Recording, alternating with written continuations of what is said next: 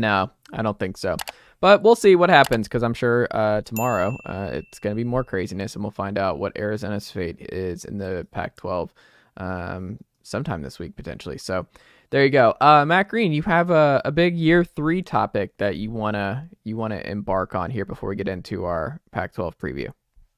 Yes, sir. I was crunching some numbers because I was talking with my brother the other day, and I was saying I'm all about the year 2 head coach. I think I'm a broken record here with how the guys do in year 2. I just there's a big spike with a lot of head coaches, a lot of really good head coaches in year 2. But what about year 3? What happens in year 3 after we get this spike? All right, so I have 13 head coaches. I don't know if it's every coach, but I think it's every noteworthy coach I could come up with.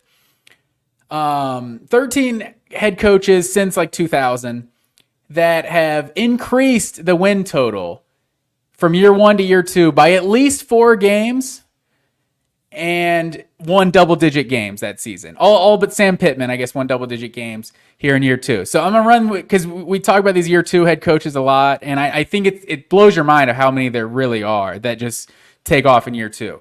Bob Stoops, 13-0, won a national championship. Jim Tressel, 14-0, won a national championship. Mark Richt, 13-1, won the SEC, finished ranked 3rd. Urban Meyer, 13-1, won a national championship. Gene Chizik, 14-0, won a national championship.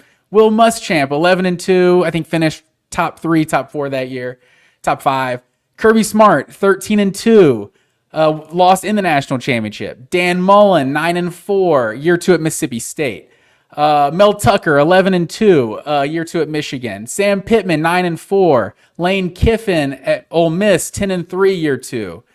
All of those head coaches won more than four or more games than they did the previous year. We got Josh Heupel down here currently in year 3. He did the same thing. Josh Heupel, Tennessee just went from 7-6 to 11-2 from year 1 to year 2. The only 2 head coaches of the last like 20 years that have won more games in year 3 than they did in year 2 were Nick Saban in year 3 at Alabama, and they won a national championship, and Pete Carroll at USC, year 3 at USC.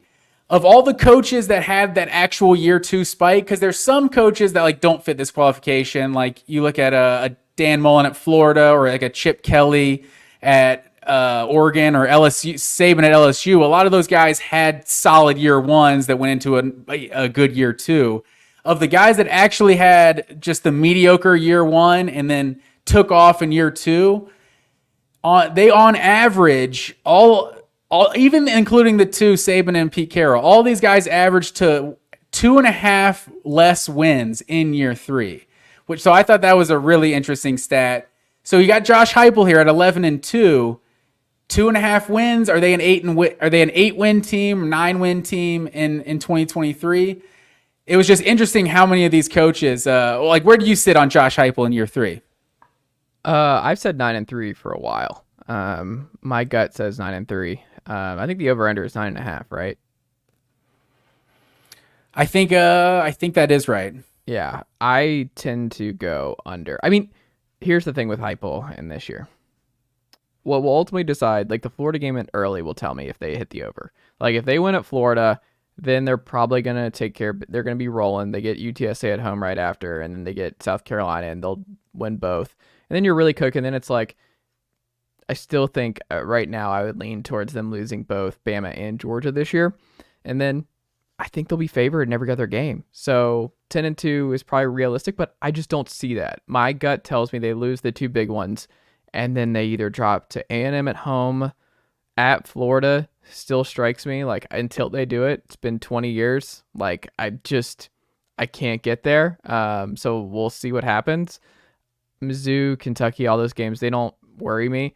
This feels like a 9-4 type year where they go 9 or maybe 10-3, where they go 9-3 in the regular season and win their bowl game, or they lose their bowl game because they play a big team or injuries, whatever. But like that's kind of where I'm at, and this is kind of 2024 and 2025 they could win a national title. They'll be in the blue chip ratio. They'll have Nico. They'll have talent, a lot more talent, and a lot of these 4 and 5 stars that have been in the program for 2 years at that point, they'll be more ready to go. more depth. I just can't shake the feeling that this is kind of a gap year, and it kind of speaks to what you're saying about year 3 and that kind of slight step back for a lot of these coaches. So I do think they actually win less, and that I would probably go with 9 being the case. And most Tennessee fans, by the way, feel that way, that this feels like a 9 or 10 win team, 10 at the most. And it's amazing. And I think there's something to it. Maybe there's some, just typically some of that junior, senior leadership is on board for year 2. And then you lose some of those guys and you kind of have to bring in some new faces in year 3. But it's kind of amazing how many guys there are. Like, obviously, like Bob Stoops and Jim Tressel, they followed it up like 11-2, 12-2 seasons. Like Georgia with Mark Richt, they went 11-3 the year after. Urban, after the 13-1 national championship, in between 2 national title teams, had a 9-4 team. Like that, I think honestly, 2007 Florida is probably one of the best 9-4 teams in like the history of college football. Like a Heisman Trophy winning Tim Tebow and everything. But you also got like guys like Gene Chizik, went from 14-0 to 8-5. Like Will Muschamp went from 7-6 to 11-2 to 4-8. It's like you never know what you're going to get. Kirby Smart, 13-2 to 11-3. Like we talk about Dan Mullen and Josh Heupel a lot. Year 2, Dan Mullen went from 5-7 in year 1 at Mississippi State to 9-4 to 7-6. So does Heupel take that same step back? Dan Mullen also went 10-3 year 1 at Florida, followed that with an 11-2, and then kind of a misleading 8-4 because they did win the East and they were a better team that year, but they did actually win less games. The COVID year kind of throws things off, but I don't know. It's interesting. I'm curious. There's a couple other guys we got in year 3 that did increase their team's wins by more than 4 games and from year 1 to year 2. Lance Leipold fits this. They went from 2-10 to 6-7. Jed Fish fits this. They went from 1-11 to 5-7.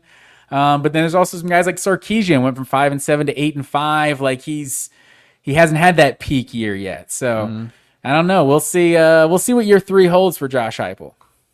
We shall see, Matt Green. Pac-12 preview.